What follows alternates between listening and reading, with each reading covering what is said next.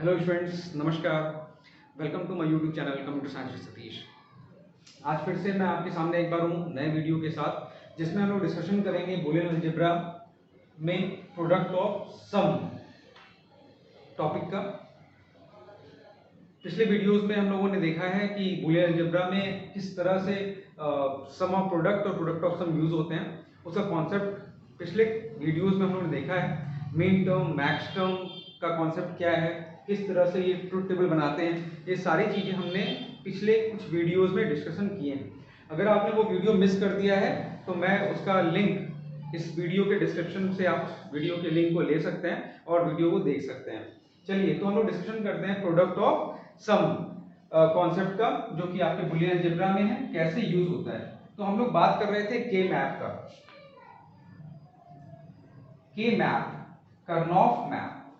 के मैप में हम लोगों ने एसओपी देखा था पिछले वीडियो में। इस वीडियो में हम लोग देखेंगे पीयूएस फंक्शन को कैसे मिनिमाइज करते हैं। ठीक है, तो सबसे पहले देख लेते हैं पीयूएस फंक्शन यानी प्रोडक्ट ऑफ सम कैसा दिखाई देता है। ये ध्यान रखिएगा, सम ऑफ प्रोडक्ट में हमने 1 को कंसीडर किया था और प्रोडक्ट ऑफ सम में हमें 0 को कंसीडर करना है। ठीक है, और ये क्या है, सम टर्म का प्रोडक्ट है।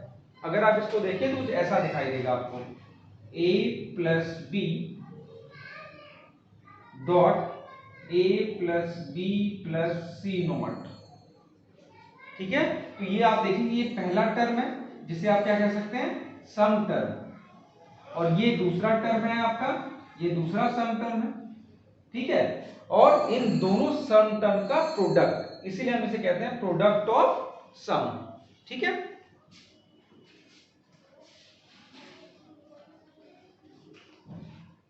यहां पे आपको कंसीडर करना है 0 को। हमेशा हमने एसओपी में 1 को कंसीडर किया था, बस इतना ध्यान रखना है आपको। जैसे एक ट्रुथ टेबल मैंने बनाया हुआ है, यहाँ पे ये रिजल्टेंट वैल्यू है जिसको मैंने f लिखा हुआ है।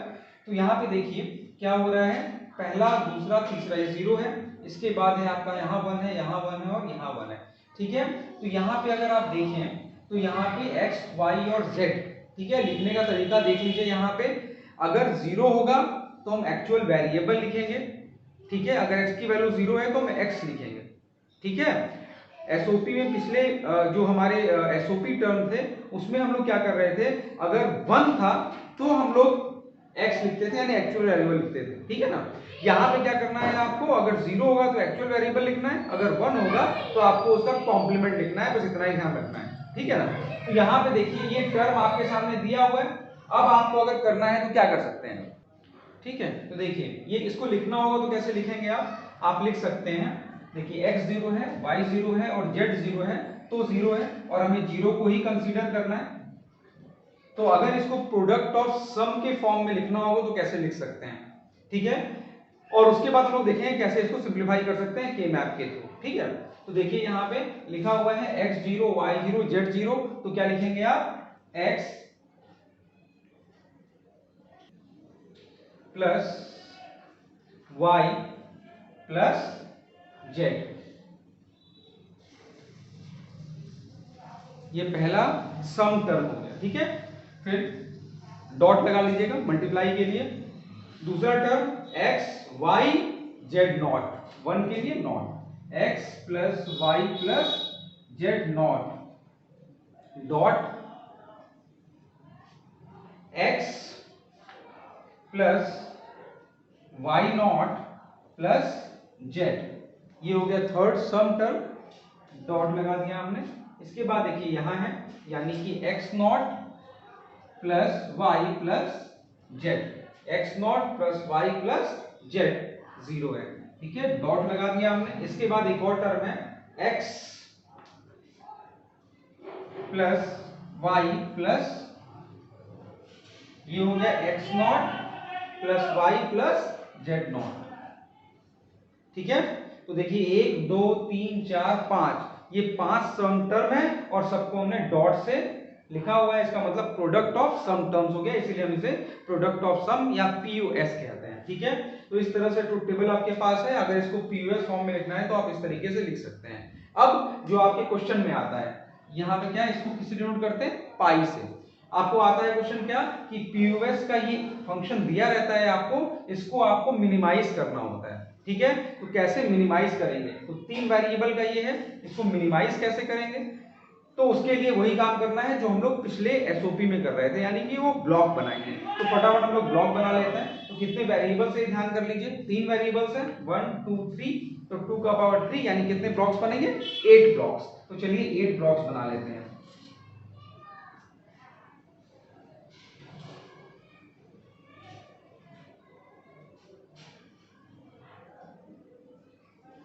ठीक है, ये हमने 8 ब्लॉक बना लिया।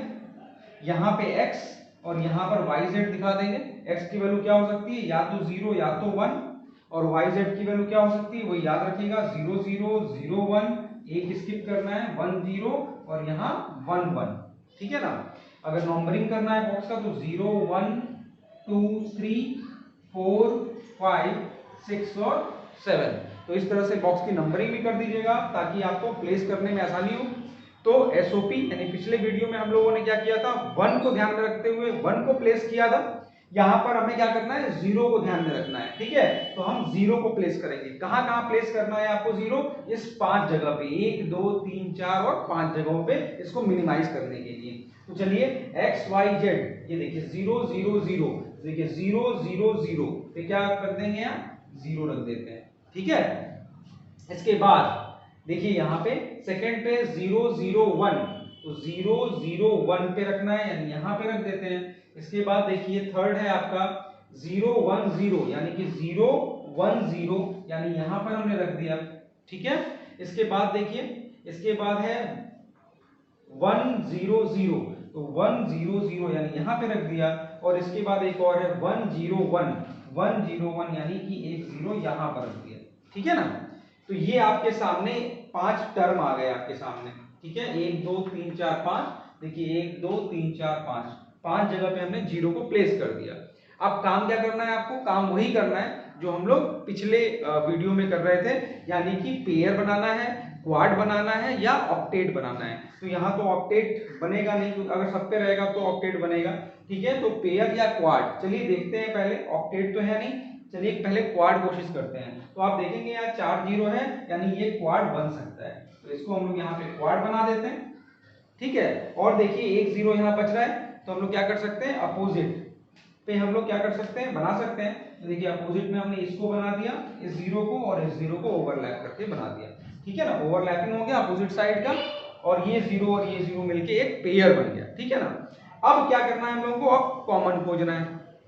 तो ये ध्यान रखिएगा, ये क्या चीज है, ये है x और ये है x नॉट, ये ध्यान रखिएगा हमेशा, क्योंकि मैंने बताया है यहाँ पे 0 का मतलब नॉन वेरिएबल और 1 का मतलब कॉम्प्लीमेंट होता है। बस यही ध्यान रखना है आपको एसओपी का बॉक्स ड्रॉ करते समय और पीयूएस का बॉक्स ड्रॉ करते समय, ठीक है। तो यहाँ क्या हो जाएगा आपका yz हो जाएगा, यानी y प्लस जेड, ये ध्यान रखिएगा, दो वेरिएबल है, ये क्या होगा y प्लस जेड, यहाँ पे हो जाएगा y प्लस जेड नॉट, यहाँ हो जाएगा y not plus Z not, और यहाँ हो जाएगा y नॉट प्लस जेड, ठीक है। यही अंतर है आपका, यहाँ देखिए प्लस लगा हुआ है, वहां पे हम लोग एसओपी में डॉट लगा देते हैं, ठीक है। तो ये इस तरह से आप वेरिएबल्स के नाम लिख लीजिएगा, तो कॉमन खोजने के बाद आपको वेरिएबल सिलेक्शन में आसानी हो जाएगी। तो यहाँ पे आते हैं, आप देखिए कॉमन खोज लेते हैं। तो ये पहला वाला जो हम लोग का क्वाड बना हुआ है, इसमें कॉमन खोजते हैं। तो कॉमन खोजेंगे तो देखिए ये x हो गया, x नॉट हो गया, यानी ये तो काम नहीं कर सकता। तो ऊपर चलते हैं और देखते हैं क्या है, y प्लस जेड, तो y और y देखिए कॉमन है, ठीक है, और z और z नॉट हो जा रहा है, तो यानी एक वैल्यू मिलेगा यहाँ पे, क्या मिल जाएगा इसके लिए मिल गया आपको y, ठीक है, एक वेरिएबल यहाँ पे मिल गया। और उसके बाद एक और पेयर बच गया, ठीक है, तो डॉट लगा दीजिए, दूसरे के बीच डॉट रहेगा, और यहाँ पे आपका मिलेगा x, देखिए दोनों में कॉमन है x, तो यहाँ पे कर लेंगे y डॉट x, और एक और वैल्यू मिलेगा, देखिए x मिला, और यहाँ पे आप देखेंगे तो y नॉट हो गया, z कॉमन है, यानी कि x प्लस जेड, ठीक है, यानी y x प्लस जेड, तो ये आपका फाइनल आंसर हो जाएगा, ठीक है। तो इस तरह से आप क्वाड बना लीजिएगा या पेयर बना लीजिएगा, जो भी बने बनाइए, और बस ये ध्यान रखिएगा 0 का मतलब नॉर्मल वेरिएबल यानी एक्चुअल वेरिएबल, और 1 का मतलब कॉम्प्लीमेंट। तो बॉक्स अगर आपने सही बना लिया तो आपका सारा काम आसान हो जाएगा। बॉक्स तो वैसा ही बनना है, बस ये जो वेरिएबल का नाम लिखना है वो आपको ध्यान रखना है। वेरिएबल का नाम एक्चुअल और कॉम्प्लीमेंट कब होगा, जब 0 और 1 रेस्पेक्टिवली होगा। क्लियर है? चलिए ये तो हो गया 3 वेरिएबल का, ये हो गया सिंप्लीफाइड वर्जन। यानी क्वेश्चन अगर ये है आपके पास, फंक्शन गिवन है, के मैप के थ्रू सिंप्लीफाई करना है, तो आपके सामने ये आंसर आ जाएगा। ठीक है, चलिए एक क्वेश्चन लेते हैं हम लोग 4 वेरिएबल का, तो वो भी देख लेते हैं कि 4 वेरिएबल का बॉक्स कैसे बनता है और उसके बाद हम किस तरह से उसे सिंप्लीफाई कर सकते हैं।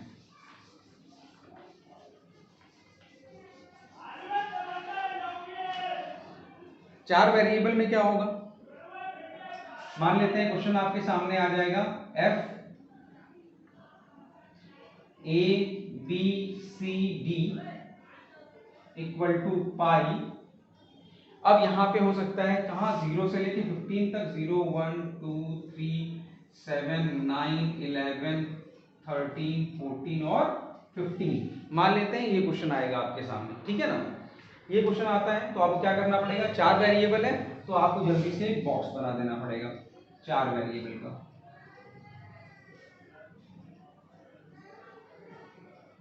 ठीक है, 4 वेरिएबल को बॉक्स बना लीजिएगा और बॉक्स बनाने के बाद वही काम करेंगे, यहाँ पे ए बी या ए प्लस बी और यहाँ पे सी प्लस डी को दिखाना है। ठीक है ना, तो यहाँ पे क्या होता है 0 0 0 1 1 1 1 0, ये तो याद ही कर लीजिएगा, 0 0 0 1 1 1 1 0। ठीक है ना, और इसके बाद वेरिएबल के नाम लिखने हैं तो उसको भी लिख लीजिए, प्लस के फॉर्म पे लिखना है, ये ध्यान रखिएगा।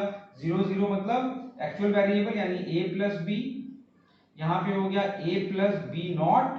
ठीक है, 1 को मैं नॉट लिख रहा हूँ, ध्यान रखिएगा, a not plus B not, a not plus b। Clear है, यहाँ पे सी डी है तो क्या लिखेंगे, c plus D, C plus D not, C not plus D not, C not plus D. Clear है, 0 का मतलब एक्चुअल वेरिएबल और 1 का मतलब उसका नॉट या कॉम्प्लीमेंट। ठीक है, तो ये किसका बॉक्स हो गया, ये 0 का, ये 1 का, ये 2 का, ये 3 का, 4 5 6 7 8 9 10 11 12 13 14 एंड 15। तो ये बॉक्स का नंबरिंग एज इट इज है, जैसे आपका एसओपी में हुआ करता था। तो ये बॉक्स बन गया पीओएस का, हमने वेरिएबल का नेमिंग कर दिया प्लस के फॉर्म में, क्योंकि ये प्रोडक्ट ऑफ सम्स है। ठीक है, अब चलिए जो भी आपके सम टर्म्स हैं उसको लिख देते हैं यहाँ पे। तो कहाँ कहाँ 0 प्लेस करना है, हमें 0 पर 0 प्लेस करना है, 1 पर 0 प्लेस करना है, 2 पर 0 प्लेस करना है, 3 पर 0 प्लेस करना है, 7 पर करना है, 9 पर करना है, 11 पर करना है, 13 14 एंड 15। ठीक है, यहां पे हमने 0 प्लेस कर दिया। अगर यही सम ऑफ प्रोडक्ट होता, सिग्मा होता, तो आप 1 प्लेस करते। अगर ये पीओएस है इसलिए हम 0 को प्लेस कर रहे हैं और उसका पेयर क्वाड या ऑक्टेट बनाने की कोशिश करेंगे हम लोग। ठीक है ना, चलिए तो के मैप के थ्रू सिंप्लीफाई करते हैं इसको। क्या करना पड़ेगा, इतना काम हो गया, अब हमें वही करना है। सबसे पहले देखना है क्या ऑक्टेट बन रहा है, क्या नहीं तो क्वाड बन रहा है, क्या अगर नहीं तो क्या पेयर बन रहा है क्या। तो चलिए देखते हैं कि क्या इसमें ऑक्टेट बन रहा है। तो 8 0 कहीं भी आपको नहीं दिखाई देगा लगातार लाइन से। ठीक है ना, तो हम लोग को मिल सकता है यहाँ पे क्वाड, यस क्वाड मिल रहा है। तो देखिए एक क्वाड मिल गया हमको यहाँ पे। ठीक है, पहला क्वाड मिल गया, देखिए दूसरा क्वाड मिल रहा है, मिल गया, 2 क्वाड मिल गए। उसके बाद देखिए क्या क्या बचा, 1 0 1 0 1 0 बच रहा है। देखिए एक थर्ड क्वाड मिल गया यहाँ पे, क्लियर है। और उसके बाद देखिए 1 0 बच रहा है, तो इसको हम लोग ओवरलैप कर लेते हैं, तो इससे हम लोग ओवरलैप कर लेते हैं। ठीक है ना, यानी एक पेयर हो गया। तो एक क्वाड, 2 क्वाड, 3 क्वाड और एक पेयर मिला है। ठीक है, तो चलिए फटाफट इसका हम लोग कॉमन निकाल लेते हैं, जो कि हमारा फाइनल आंसर होगा। तो पहला वाला क्वाड देख लेते हैं, ये क्वाड है हमारा, क्या निकल जाएगा इसमें, देखिए a प्लस बी।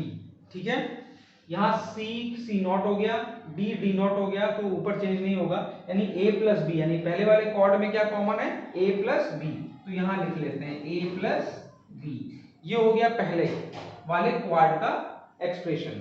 दूसरे वाले क्वाड में देख लेते हैं क्या कॉमन है। तो यहाँ हम देखेंगे तो b नॉट हो जा रहा है, ठीक है, ए नॉट हो जा रहा है यानी चेंज हो रहा है, तो ऊपर होगा यानी सी नॉट प्लस डी नॉट। तो क्या लिखेंगे, सी नॉट प्लस डी नॉट। ठीक है, ये दूसरे ब्रैकेट में आ जाएगा। तो पहला टर्म प्रोडक्ट, दूसरा टर्म, अब तीसरा टर्म तीसरे क्वाड्र से मिलेगा। तीसरा क्वाड्र दिखाई दे रहा है हमें यहाँ पे। तीसरा क्वाड्र देखिए, कॉमन खोजते हैं, ए नॉट कॉमन है, बी नॉट बी हो जा रहा है, तो ये तो नहीं होगा, लेकिन ए नॉट कॉमन है, यानी ए नॉट तो हो सकता है। तो हम लोग लिखते हैं पहले ए नॉट और ऊपर देखते हैं कुछ कॉमन है क्या, तो सी नॉट हो जा रहा है, लेकिन डी नॉट कॉमन है यहाँ पे, तो A not plus D not, plus के फॉर्म पे लिखना है, ध्यान रखिएगा। ठीक है, ये हो गया तीसरा सम टर्म। और एक और है हमारे पास पेयर, ये दिखाई दे रहा है आपको, इसमें कॉमन खोजते हैं। तो देखिए ए नॉट प्लस बी नॉट तो ही है, ऊपर कुछ है क्या, तो ऊपर देखिए सी नॉट मिल रहा है। ठीक है, डी नॉट हो जा रहा है, यानी तीन टर्म, पेयर में तीन मिल रहे हैं, ठीक है ना, और क्वाड में दो मिल रहा है, ये ध्यान रखिएगा। तो पेयर में मिला हमें A not plus B not plus C not, तो लिखेंगे A not plus B not plus C not, A not plus B not plus C not. तो this is the final answer of this product of sum function. ठीक है, तो ये हमारा product of sum function था, जिसको हमने के मैक्स से सिंप्लीफाई करके ये आंसर निकाला है। ठीक है ना, तो इसी तरह से आप क्वेश्चंस को लीजिएगा एसओपी या पीओएस में, और उसको खूब सारे क्वेश्चंस को सॉल्व कीजिए। और अगर फिर भी कोई डाउट होता है या कोई क्वेश्चन नहीं सॉल्व होता है, तो आप कमेंट सेक्शन में उसको आप लिख सकते हैं, फिर हम उसे सॉल्व करने की कोशिश करेंगे। थैंक यू वेरी मच, नमस्कार।